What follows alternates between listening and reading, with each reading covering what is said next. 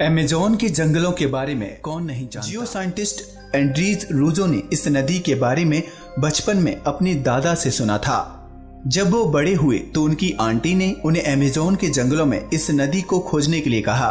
पहले तो उन्हें ये मनगढ़ंत लगा, लेकिन फिर जब इसकी खोज की तो उन्होंने इस नदी को साल 2011 में ढूंढ निकाला। इस नदी को खोजना उनके लिए इतना आसान नहीं था, क्योंकि किसी को भी उनकी इस बात पर यकीन नहीं था। यहाँ तक कि उनके साथियों ने भी उनसे कहा था कि ऐसी कोई नदी नहीं है। पर फिर भी एंड्रीज ने एक किताब लिखकर इसमें इस राज से पर्दा उठाया कि कैसे एक गर्म झरने से पानी निकलने के कारण ये खौलने लगता है। इस नदी का पानी इतना गर्म है कि आप सीधे चाय बना सकते हैं। पहले इस नदी को काल्पनिक नदी माना जाता था, क्योंकि वैज्ञानिक नजरिए से ऐसी कोई नदी हो ही नहीं सकती जब तक उसके आसपास कोई ज्वालामुखी ना हो।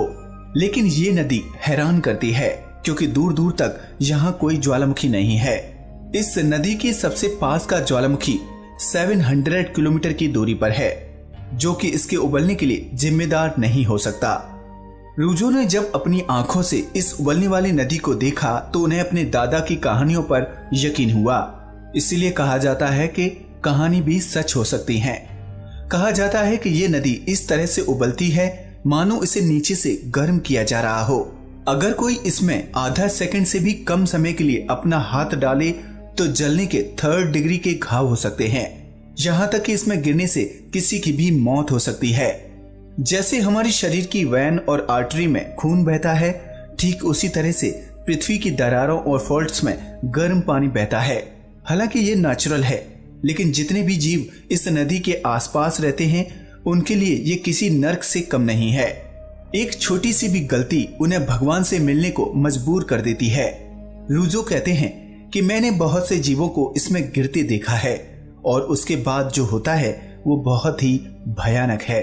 वो कहते हैं कि जब कोई जीव इस नदी में गिरता है तो सबसे पहले उसकी आंखें खत्म होकर पक जाती हैं और उनका रंग दूधिया नजर आने लगता है। जान बचाने के लिए वे नदी से निकलने की नाकाम कोशिश करते हैं, लेकिन पानी इतना गर्म होता है उनकी हड्डियों में लगा मांस पक जाता है। गर्म पानी उनके मुंह और भीतरी अंगों को बुरी तरह से जला देता है। इसके चलते उनकी शक्ति जवाब दे जाती है। रूजो ने इस नदी के ऊपर एक किताब लिखी है जिसका नाम है the boiling river adventure and discovery in the Amazon. ये नदी एक पवित्र स्थल में थी जो कि अंशानिनका लोगों का घर है।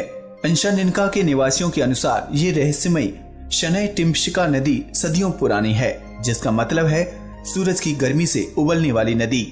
मयनतइकू के निवासियों और कुछ मुट्ठी भर रिसर्चर्स के अलावा पूरी दुनिया आज भी इस सच से बेखबर है।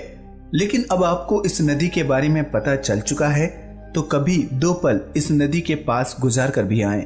दोस्तों, आपने इस रहस्यमय नदी के बारे में जाना जिसके उबलते पानी का राज आज तक विज्ञान की समझ से परे है।